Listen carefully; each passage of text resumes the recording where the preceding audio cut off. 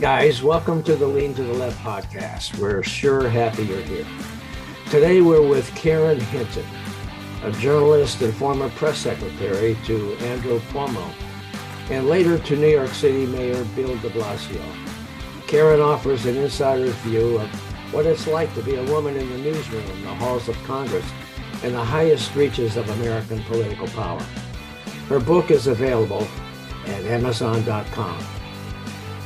Karen's memoir expands on her widely read New York Daily News op-ed, coining the term penis politics, to describe how powerful men assert control over women in a vulnerable or subordinate position, and the extensive media attention she received over her revelations of Andrew Cuomo's sexual politics. Hinton writes about the small, everyday abuses that some men use to magnify their power at home, in school, and in the office. She shows how penis politics negatively impacts girls' and women's view of themselves and their options in life, saying that women are damned if they speak up and damned if they shut up. She was determined to speak up, not shut up, on issues involving women, men, and power. In Penis Politics, Hinton writes of the toxic brew of ego, entitlement, and bro culture that is especially difficult for women to navigate in politics. She reveals how certain well-known men create a public image as champions of women's rights and equality, but behind closed doors, they use gender domination to assert their authority. Karen, welcome to the Lean to the Left podcast. So happy to be on your show.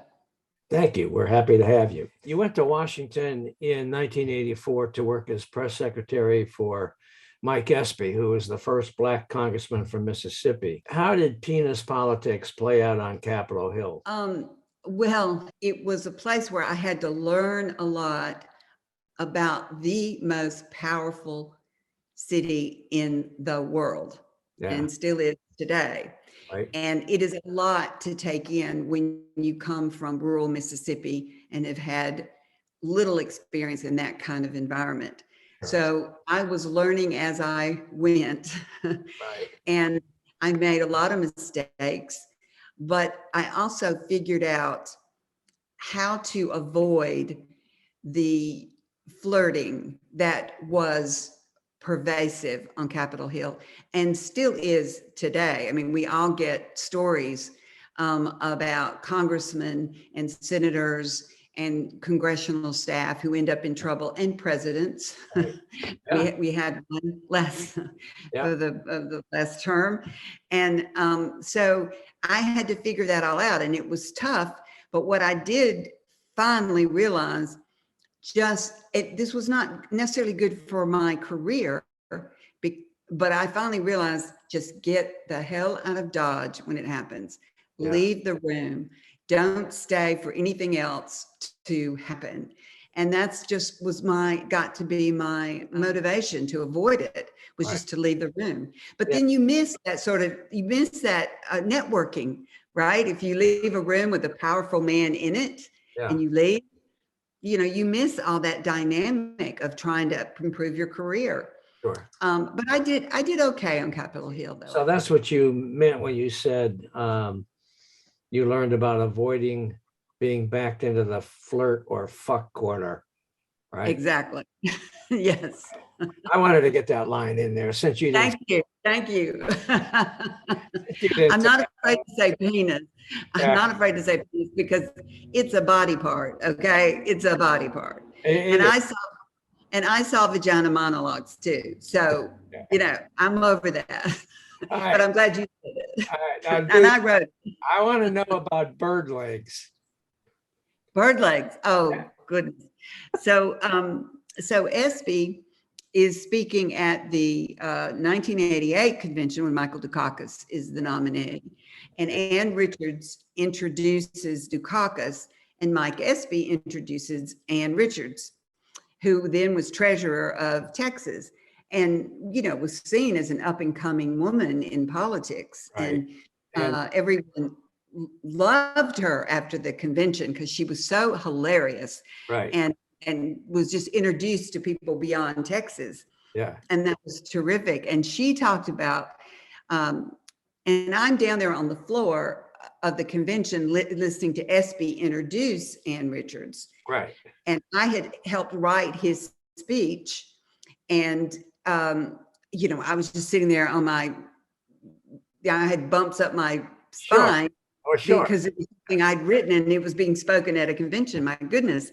Right. And of course, I probably was one of a few who actually listened, because at conventions, nobody listens to a speaker unless it's the presidential nominee or the person who introduces the presidential nominee. But regardless, I was there and I was loving it. And suddenly Ann Richards is talking about bird legs because she played basketball.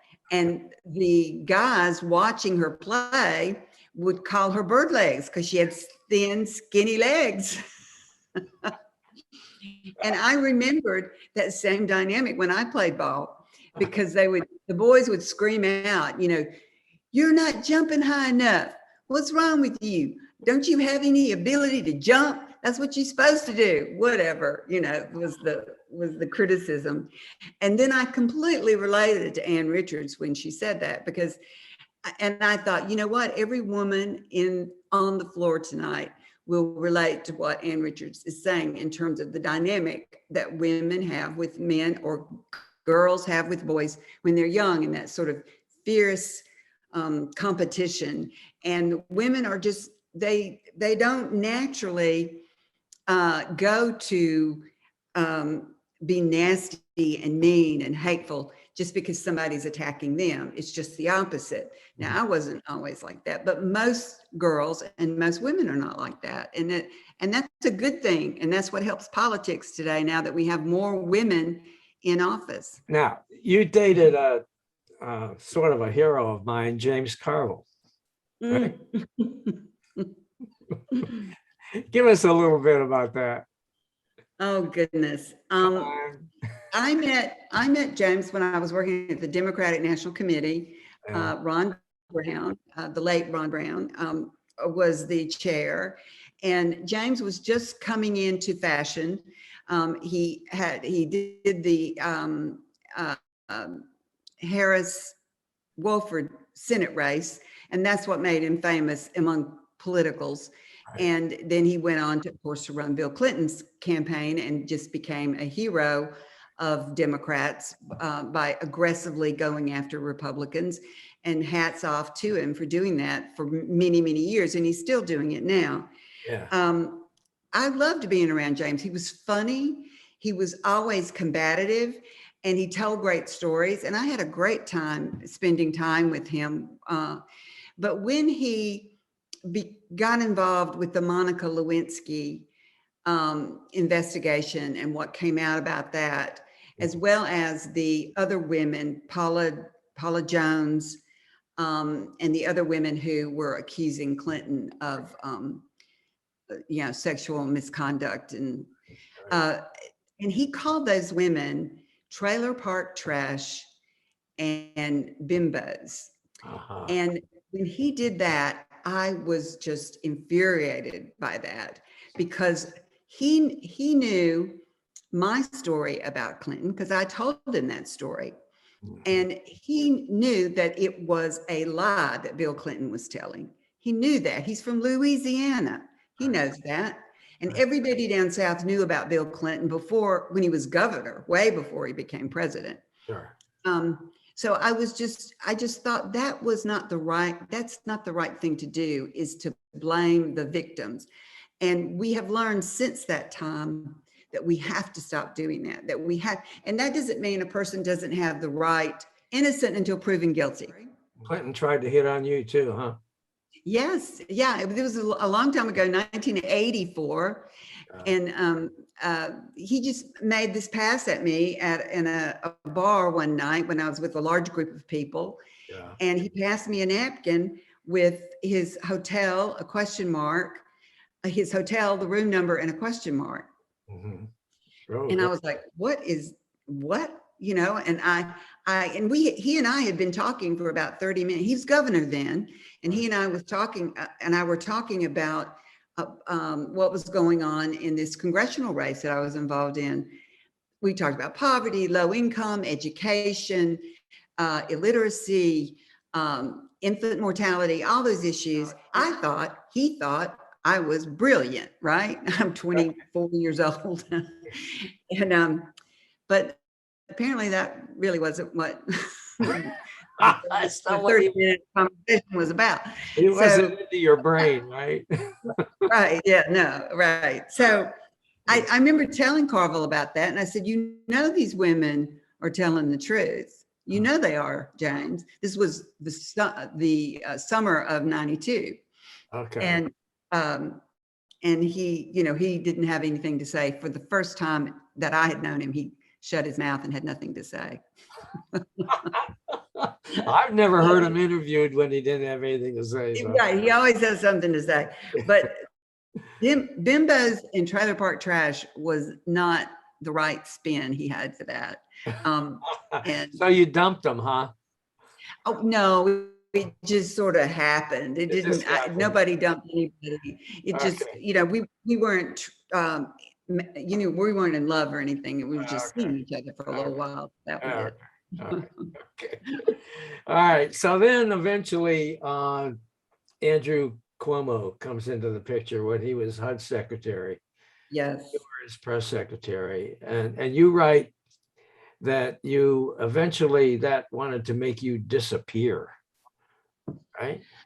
Yeah. At one point during my 4.5 years with him, well, it's several times during my 4.5 years with him, he often would, and some days he would be very nice to me and very complimentary, and then other days dismissive, get angry with me, tell me that I didn't understand what I was talking about.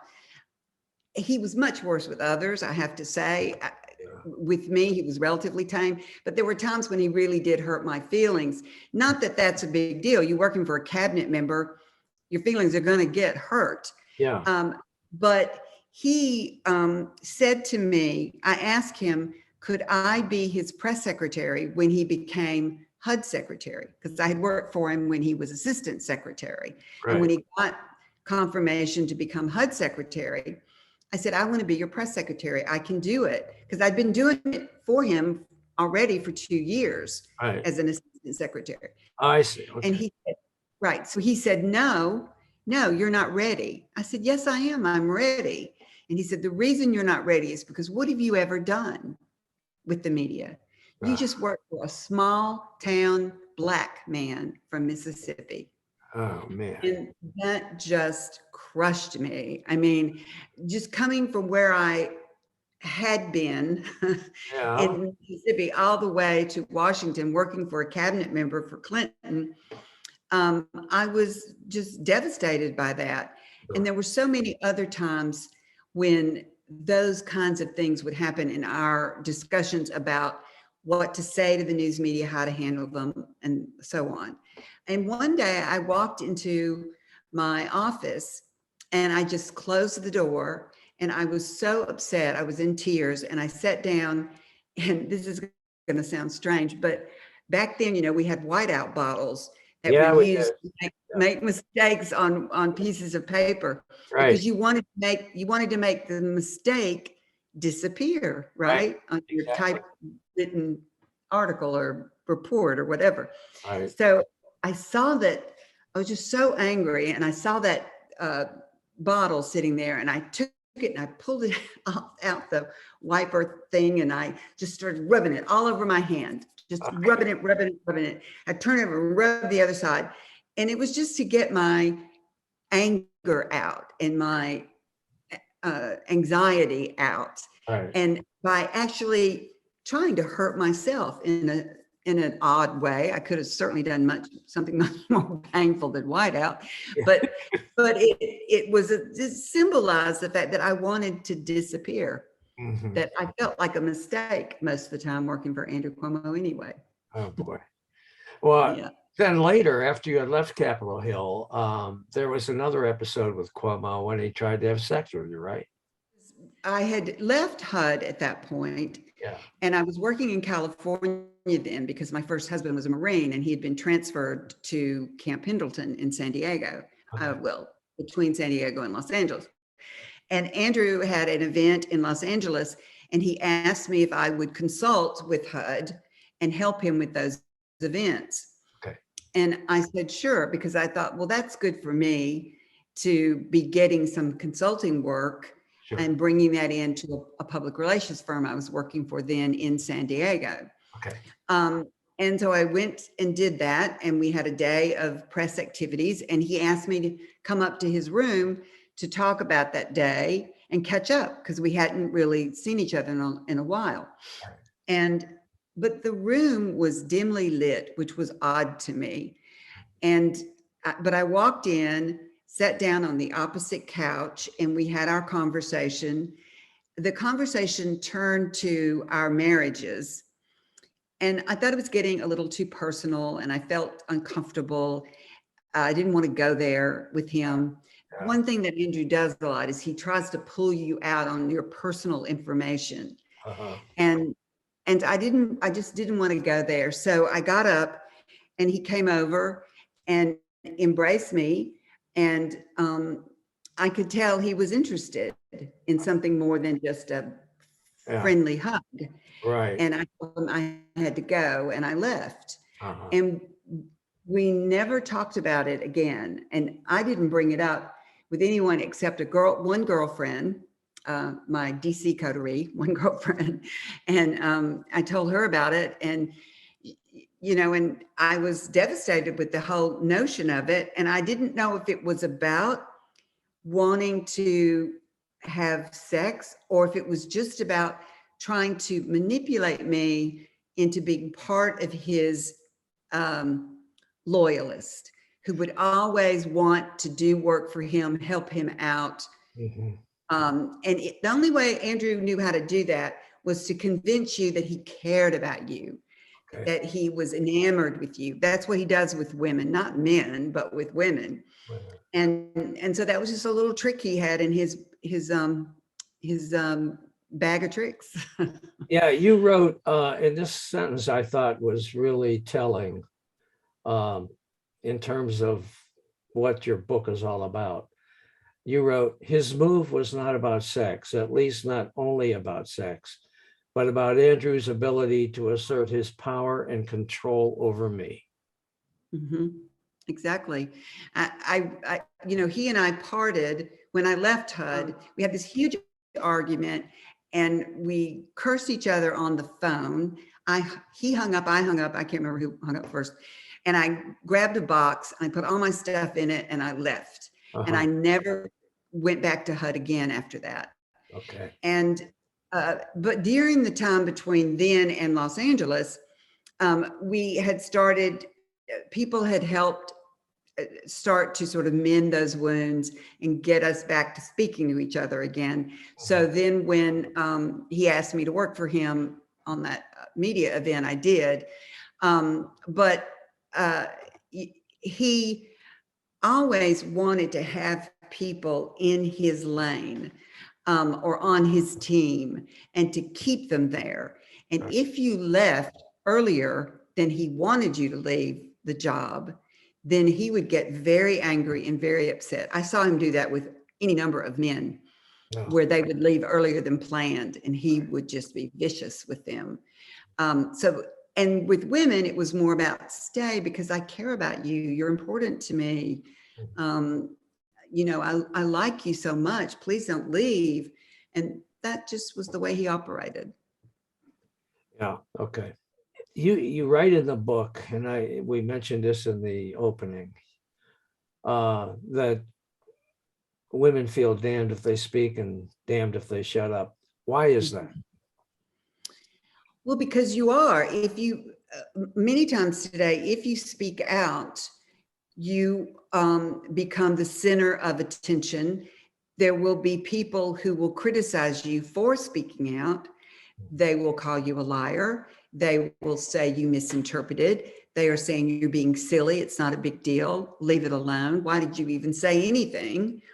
to then if you shut up and you're quiet, you then have to endure the consequences of not speaking up, which would be continuing the flirtation, continuing the touching, continuing the inappropriate conversation, which was the case with Andrew Cuomo and the women who spoke out against him, and then not progressing in your own career because you're just caught in this web that you can't get out of.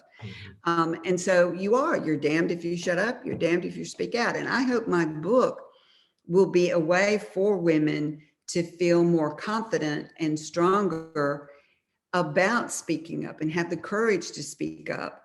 And these 11 women who did that on Andrew Cuomo, they are encouraging women to do the same thing, as did the women with the Me Too movement back when it started in 2017. Exactly. I do think it's important that the movement itself really start to take into consideration not only well-to-do white women, but low-income people, women of color, because they're the ones who hurt the most from it. They can't afford to leave the job and go elsewhere. They can't afford to speak out. So they're definitely damned by not speaking up because they have to put up with whatever is going on in the workplace. Yeah. Okay. So what can male colleagues do to combat this toxic environment? I think my personal view is that men in the workplace need to tell their colleagues, male colleagues, if they see this kind of harassment and abuse taking place, they should say you should stop because it will hurt you. It could hurt me, and it could hurt other people in the work, other colleagues in the workplace, and it might not even be good for our company. Because if a company gets the reputation of being a place where women do not want to work, then they're not going to attract smart, talented, experienced women to go there. Women will start looking for other jobs, not that job. And then that will take away their ability to hire a woman who could help their company grow and be more profitable. And we've already seen that taking place where tech companies and large corporations have developed that reputation of sexual harassment and dismissal and discrimination and even misogyny, that what woman would want to go to work there? Yeah, exactly. And what about women? What can they do to protect themselves against this stuff and create change? Well, right. I think women can do the same thing when they see another woman being attacked.